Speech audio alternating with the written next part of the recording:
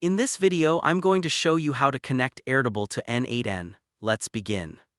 First, inside N8N, add a new node. Select the trigger option and set it to manual. Next, add another node and search for Airtable in the search bar. Select it and choose the new Airtable event. Now, click on Select Credentials and choose to create new credentials. Under the Connect Using option, select Access Token.